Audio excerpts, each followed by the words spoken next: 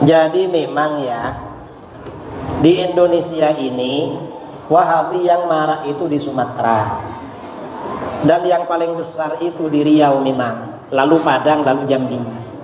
Kalau yang lain di bawahnya, karena bangunan gedungnya, infrastrukturnya besar-besar di sana. Kalau di Batam malah punya radionya, masih Wahabi ya radionya. Radio apa? Radio Heng. Jadi Wahabi itu. Jadi betul. Karenanya kita hati-hati dengan Wahabi. Mengapa? Kalau punya anak, punya tetangga, jangan sampai masuk di sekolah Wahabi.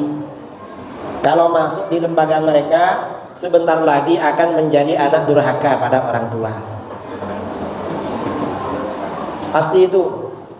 Saya bulan Februari kemarin undangan ke Kabupaten Tojo, Una-Una, Sulawesi Tengah.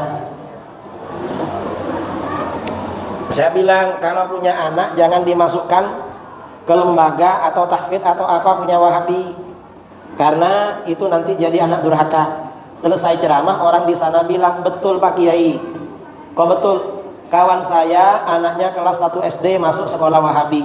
Dapat 6 bulan dia bilang sama bapaknya, ayah ini sesat loh. Kenapa? Ayah tadi malam ikut tahlilan, itu sesat ya. Dapat 1 minggu anaknya ngomong lagi sama bapaknya, ayah ini sesat lagi loh. Kenapa? Tadi malam ayah ikut maulid. Kalau ada anak berani bilang sesat pada bapaknya, kira-kira itu anak berbakti apa anak durhaka? Anak durhaka. Setelah ayahnya meninggal dunia, durhaka lagi kalau Wahabi. Ini kasus di Surabaya sama di Tojo, Una-Una. Ada orang tua meninggal dunia, anaknya Wahabi sudah dewasa. Ketika dikubur, kiai yang ada di situ mau membaca talqin, anaknya marah-marah. Jangan baca talqin, itu bacaan sesat, haram. Ternyata masyarakat di situ bersikeras baca talqin.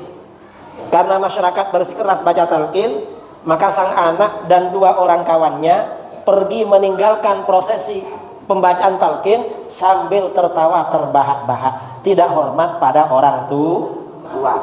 Gak ada sopan santun, saudara. Kalau orang itu anaknya jadi Wahabi, setelah pemakaman durhaka lagi. Kalau anaknya Ahlus Sunnah, malamnya ada tahlil, ada sedekah kenduri. Tapi kalau anaknya Wahabi, gak ada tahlil, gak ada kenduri, dasar Wahab. Dalam perjalanan waktu, orang tuanya ini yang meninggal, anaknya ziarah ke makamnya. Berarti anak berbak. Tapi kalau anaknya ikut Wahabi, gak ada ziarah kubur, saudara. Bahkan banyak kasus setelah anaknya dewasa, orang tuanya gak pernah dikunjungi. Mengapa? Karena dianggap musyrik, dianggap syirik. Jadi Wahabi itu ajaran bahaya. Wahabi ini sudah dikabarkan oleh baginda Rasulullah SAW dalam hadis sahih riwayat Ibnu Hibban dari Hudzaifah bin Al-Yaman radhiyallahu anhu. Rasulullah SAW bersabda, innama atakhawwafu alaikum rajulun qara'al Qur'an. Sesungguhnya sesuatu yang aku khawatirkan pada kalian adalah seorang laki-laki yang baca Quran. Baca Quran ini bagus, diperintahkan, dianjurkan, tapi ini Rasulullah malah khawatir.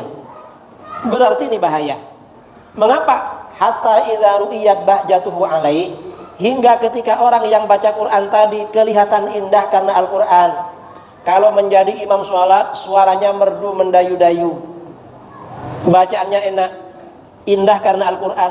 Wasara rida'an lil Islam, dan dia juga menjadi penolong Islam. Mengapa penolong Islam? Ngajar Quran, buka rumah-rumah tahfidz. Setelah begitu, ghayyarahu ila masyaallah. Orang tersebut merubah Al-Quran pada apa yang Allah kehendaki. Ajarannya dirubah, saudara. Yang tidak haram diharamkan, yang tidak syirik disyirikkan. Fansalakha minhu wa nabadhahu wara'a dhahri. Lalu orang tersebut melepaskan dirinya dari ajaran Quran, dia lempar jauh-jauh ke belakang. Fasa'a ila jarihi bisayf. Lalu dia menyerang tetangganya dengan pedang. Kalau punya pedang, pakai pedang. Kalau punya pistol, tetangganya dipistol. Mengapa tetangganya diserang? Waramahu bisyirki, dia menuduh tetangganya telah syirik. Siapa yang punya kriteria ini? Qurannya bagus, punya militansi, berperan dalam menolong Islam, ya, tapi mensyirikkan orang. Karena mensyirikkan orang, maka orang lain sesama muslim dibunuh sama dia. Dia keluar dari ajaran Al-Quran. Para sahabat bertanya, ya Nabi Allah, ayyuhuma awla bisyirki, ar-rami amil marmi. Hai Nabi Allah, siapa dari keduanya yang lebih berhak dianggap syirik? Yang menuduh syirik atau yang dituduh syirik? Rasulullah SAW menjawab, balir rami. Justru orang yang menuduh syirik yang berhak dianggap syirik. Siapa yang punya kriteria ini? Jelas adalah Wahabi. Wahabi baca Qurannya bagus.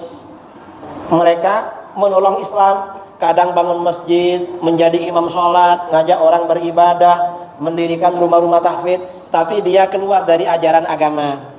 Keluar, yang gak syirik disyirikkan, yang gak haram diharamkan. Orang lain disyirikkan lalu dibunuh pakai pedang oleh mereka. Itu kalau mereka punya pedang. Kalau punya pistol, pakai pistol. 3 bulan yang lalu saya diundang di Bima, di pondok tahfidz Al-Quran As-Siddiqiyah.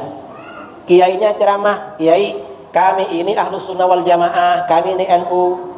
Setiap malam Jumat kami baca maulid Nabi, ya Nabi salam alaika. Karena kami baca maulid, ya Nabi salam alaika, tetangga sebelah kami anti maulid, tiap malam Jumat alhamdulillah mengirimkan batu bata melayang ke sini. Ada batu batanya, alhamdulillah Pak Kiai, selalu kami simpan. Selesai itu saya ceramah, saya sampaikan hadis ini, beruntung tetangga saudara cuma punya batu bata. Coba mereka punya bom, kira-kira dilempar apa enggak ke sini? Dilempar saudara. Mengapa? Ini yang dilakukan oleh ISIS. Wahabi di Syria, umat Islam dibantai oleh mereka. Wahabi ini membantai umat Islam. Berdirinya kerajaan Saudi Arabia itu membantai umat Islam. Orang-orang Ahlus Sunnah wal Jamaah punya pahlawan. Umat Islam di Libya punya pahlawan namanya Umar Al-Mukhtar yang mengusir orang kafir Italia. Kemudian umat Islam Ahlus Sunnah di Palestina punya Sultan Salahuddin Al-Ayyubi. Umat Islam di Turki punya Sultan Muhammad Al-Fatih. Umat Islam di Indonesia punya Pangeran Diponegoro, ya, dari Kesultanan Mataram. Punya ulama Ki Hasyim Asy'ari, orang-orang Ahlus Sunnah. Pertanyaannya, Wahabi punya siapa pahlawan? Gak ada. Wahabi gak punya peran, memang memerangi orang-orang kafir, memerangi penjajah gak punya. Karena di dalam hadis riwayat Imam Muslim, yaqtuluna ahlal Islam wa yada'una ahlal authan.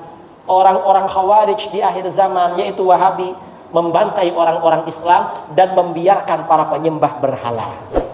Gak mau berperang dengan orang kafir. Yang berperang dengan orang kafir adalah orang-orang Ahlus Sunnah wal Jamaah. Karenanya hati-hati dengan Wahabi. Jelas? Jelas? Jelas? Yakin kalau Wahabi aliran sesat? Sudah kenal ciri-cirinya? Kenal? Hah? Ciri-ciri Wahabi itu di Indonesia kalau sholat subuh gak baca kunut,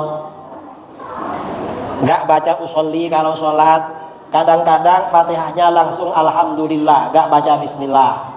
Habis sholat gak baca zikir, gak baca doa, gak angkat tangan, zikir bersama gak baca. Kalau ada orang mati gak ada tahlil, gak ada kenduri, gak ada talqin. Bulan Rabiul Awal mereka mengharamkan, membid'ahkan maulid Nabi, padahal dalilnya Al-Quran dan hadis. Mufti Wahabi ini lucu saudara. Mufti Wahabi di Saudi Arabia ditanya, Syekh gimana hukumnya maulid? Bid'ah dan haram, sahabat tak pernah melakukan. Lalu Mufti ditanya, Syekh gimana kerajaan Saudi tiap tahun mengadakan perayaan hari nasional berdirinya kerajaan Saudi, gimana hukumnya? Kata Mufti Wahabi, gak apa-apa, bersyukur itu hukumnya sunnah, bahkan bisa wajib itu. Jadi kalau merayakan lahirnya Kanjeng Nabi haram, kalau merayakan lahirnya kerajaan Saudi Arabia sunnah dan wajib. Itu Wahabi saudara. Mufti Wahabi ditanya lagi, Syekh Ini kerajaan bikin festival budaya tiap tahun. Festival budaya masyarakat Saudi. Ada joget-jogetnya. Gimana hukumnya? Oh, gak apa-apa. Joget-jogetnya gak apa-apa. Itu bisa sehat untuk sholat, katanya. Tapi kalau orang berdiri baca ya Nabi salam alaika, bid'ah dan haram. Kalau joget-joget memuji-muji Saudi Arabia, gak apa-apa. Kesehatan untuk ngawur mereka, saudara. Itu ciri-ciri aliran Wahab. Paham? Alhamdulillah.